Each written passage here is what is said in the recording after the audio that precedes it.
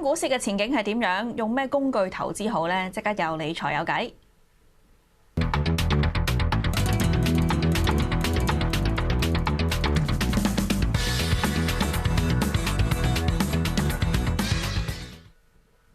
今日至請嚟 Shirley 李嘉怡同我哋傾下嘅。你好 Shirley。你好，你好。如果睇翻日本股市嘅表現咧，其實自舊年個 yen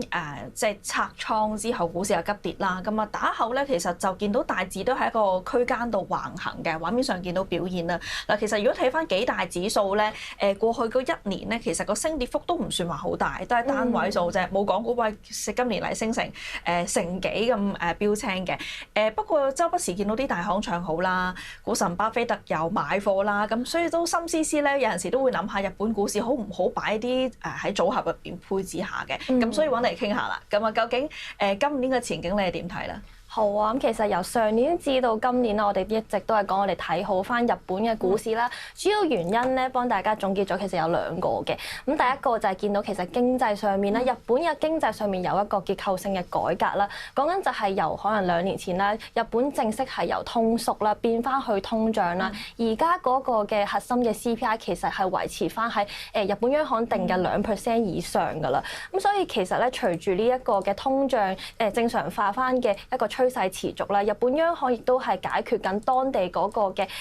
工資嘅增長緩慢嘅一個問題啦。咁所以其實我哋講起日本股市，成日都講一個春鬥啊，即係講緊個春季嘅一啲薪資嘅談判嘅會議啦。咁其實最新今年第2次都公布咗嗰個嘅春鬥嘅嗰個嘅結果啦，都係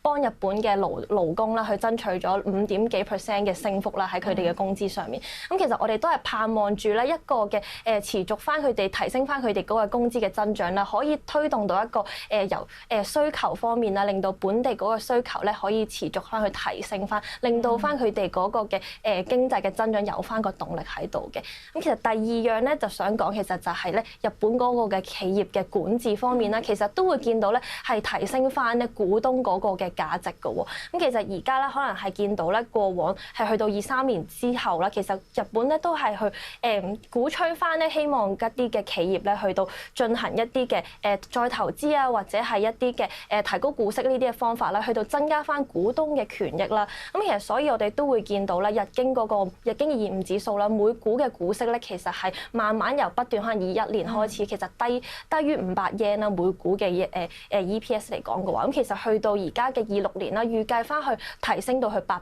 yen 嘅股息㗎啦，已經。咁所以綜合嚟講，我哋都係見到兩大嘅因素咧，都係睇好翻日本嘅前景嘅。係啊，你頭先講嗰啲因素咧，其實都係近年大家睇好日本股市嘅原因啦。不過始終係咁，如果你拉翻個圖長啲去睇嘅話咧，日股雖然叫做高位回落咗啲啦，不過其實都喺近年嘅高位附近嘅喎。你睇今年多唔多水位啦？仲有幾多上升空間啦？同埋而家係咪一個合適嘅入市時間點咧？咁其實老實講，而家真係一個整固嘅階段嘅。咁其實由23年去到24年頭啦，其實日本股市都係有一個大幅上升嘅一個嘅升值喺度啦。咁其實會見到咧，不斷係不論係跑贏咗美股咧，亦都係跑贏咗環球咁多嘅股市嘅。咁但係而家其實我哋觀望翻喺過去可能喺13年開始咧，其實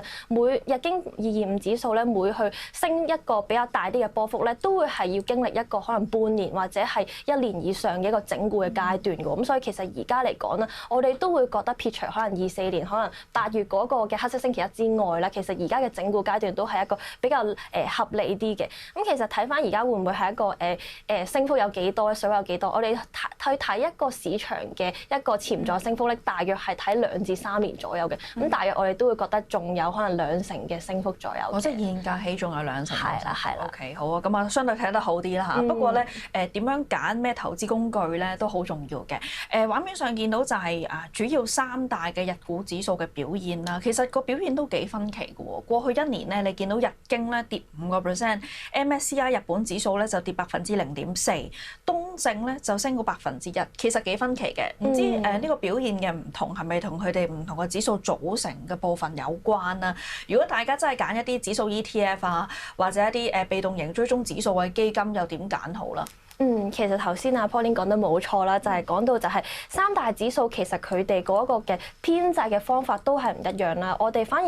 成日都提及到嘅日經225指數嗰個嘅回報咧，可能比較落後少少啦。最主要都係講緊就係日經225指數佢嗰個編製方法咧係沿用一個價格加權法啦。咁其實就係講緊咧體重係股價嗰方面越大啦，其實佔佢哋嗰個嘅日經225指數嘅權重都係會比較大嘅。即係隻500蚊嘅股票喐到個指數咧，係勁過一隻50蚊股票喐到個指數嘅。係啊，反而就唔係睇市值咯，因為如果係講緊MSCI 日本啦，或者係一個嘅 TOPIX 啦東京股票指數，其實都係會講緊就係用一個市值嘅方法去編製啦。但係反而日經225指數咧就係用一個嘅價格加權法嘅去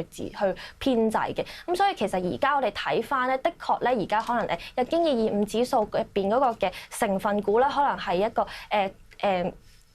Toyota 啊或者係 Fast Retailing 呢兩間嘅公司嘅佔比比較大啦，偏偏就係呢兩間公司可能最近嘅股價都會有一個嘅受壓喺度啦，令到翻所以其實嗰個嘅日經225指數最近都會有一個落後嘅情況喺度。係有啲人話除咗嗰個指數採用個加權法唔同之外咧，因為日經其實佢全名叫日經225指數啊嘛，即係其實佢係涵蓋225隻股票，不過東證咧就相對大啲啦，佢係 cover 咧東京證交所所有嘅股票成2000幾隻嘅，所以有啲分析就話咧，其實東證指數係更加反映到日本經濟全面嘅情況。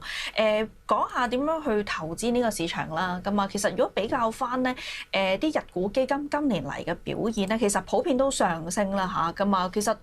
要揀嘅話都幾多學問㗎喎，不如教下大家點樣揀啊嚇？要睇啲咩因素啊？好啊，咁其實如果係睇翻咧一啲主動型同埋被動型基金，首先去比較翻先啦。咁其實最主要主動型基金咧，我哋最主要都係睇翻嗰個嘅背後嘅投資理念啦。咁我哋我都好慶幸啦，可以經常咧可以同到一啲嘅基金公司嘅一啲基金經理去直接去面對面嘅對話啦，真正了解到佢哋自己嗰個揀股嘅背後嘅一啲方法咁樣啦。咁其實有一個好處咧，就係其實主動型咧，其實係嘅基金有一個專業嘅團隊去幫手啦。其實佢哋可能日本嘅公司比較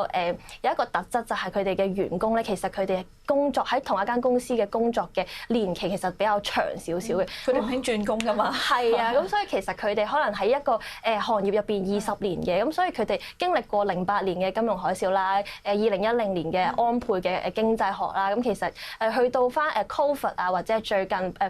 上年8月嗰個嘅黑色星期日咧，其實佢哋應該比我哋係更加有經驗去到對策翻究竟而家應該去投資啲乜嘢。咁所以其實對於一啲我哋一啲嘅投資者嚟講咧，佢哋應該係更加有經驗嘅，係啦。因為主動型基金同被動型嘅分別啫，就係主動其實啲基金經理幫你揀股啊嘛，咁啊被動型好多時係即係可能追蹤指數咁樣啦。咁你就話喂，如果揀嘅話就揀啲有基金經理幫你揀股嘅，可能比較貼合市場啊嚇。咁啊畫面上見到其實就抽咗幾隻做例子啦。其實如果大家去揾一啲日股基金，好多時咧你就會見到同一隻基金都好啦，有日元計價，有美金對沖嘅。日元計價個唔好處咧，之前就好明顯嘅，因為如果你嘅投資本身咧，譬如假設咧升5%，但係日元本身跌咗10%咧，就會蠶食咗你自己嘅回報嘅。不過你見到個 yen 而家又回穩翻咧，所以大家就喂，究竟係咪日元計價基金係咪真係咁唔揀得咧？定其實都可以開始揀下㗎啦嚇。咁其實睇翻我哋自己嘅 house view 嚟講咧，其實我哋都係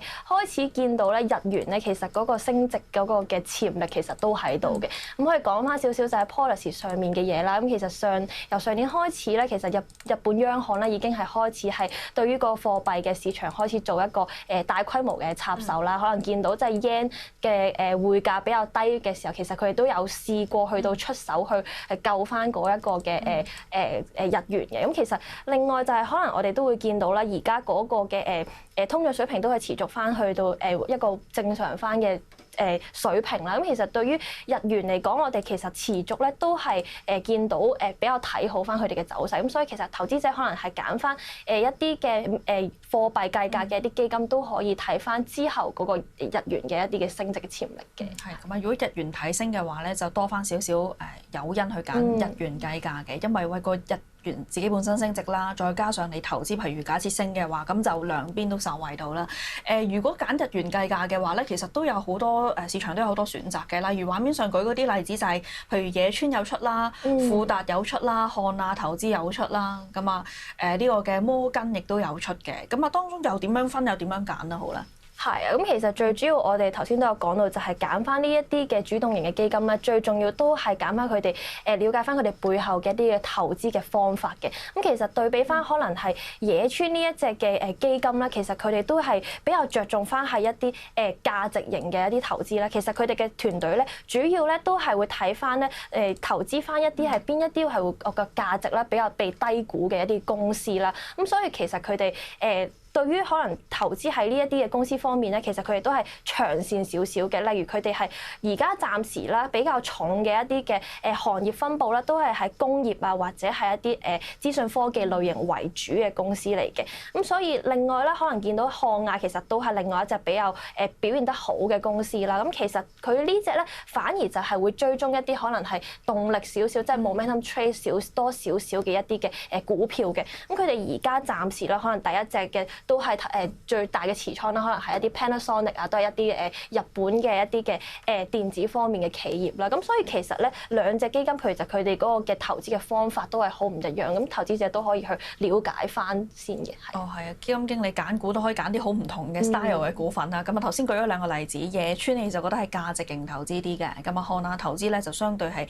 即係增長型、動力型投資啦。頭先你形容，咁啊大家根據自己嘅 preference 去再了解翻多啲啊！今日多謝 Shirley 嘅分享啦，多謝你。唔該晒。